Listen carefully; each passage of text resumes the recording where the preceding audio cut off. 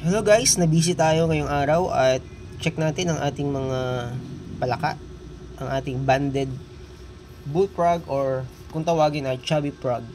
Ito ay invasive sa Pilipinas at sa ibang parts ng Asia. Hindi ito nag-originate dito sa Pilipinas, ito ay galing sa Southeast Asia like Laos, Thailand, Vietnam, Myanmar, yan, dyan galing. So, dito sa Pilipinas, invasive siya. Hindi pa alam kung ano ang dahilan kung paano sila nag-migrate dito. Siguro maaaring may nagdala, no? May nagdala sa Pilipinas. Dito dumami. Ngayon pala, kakaiba ngayon ang ginagalaw ni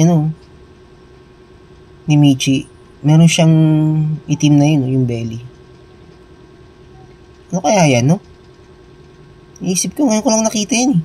Ayan, nasa ilalim niya. Na itim. Hindi pa ako masyado alam sa mga ganitong klase ng palaka. Kasi, naaral ko lang din eh. Kakabasa lang natin kay Mr. Google.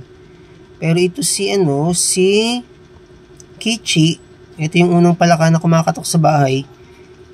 Hindi naman siya nagbago. Ganyan lang siya. Pero, wala siyang ganun. Yung itim na ganyan, no? Yan, yung nasa ilalim. Hindi pa ako sure, pero base sa aking research, pag may ganyan daw, ay lalaki. So, basa ulit tayo. So, ito naman, wala naman siyang ganun sa ilalim ng bibig niya. I think, babae ito. Maselan ngayon si Kichi eh. Hindi siya kumakain, isang beses lang eh. Isang super worm lang. Pero pagdating dito sa Michi na to, ang takaw. Ayan o. Lumapad na si Michi eh. Michi talaga o. Lumapad na ng lumapad. Ayan. Nabisi tayo kaya ngayon lang natin sila ulit nakita. Check kaya natin to. Ay, ano nangyari sa'yo? Ba't naging ganyang katawa mo? Check natin. Ay no, merong sa ilalim. Sa ilalim. Sa ano niya?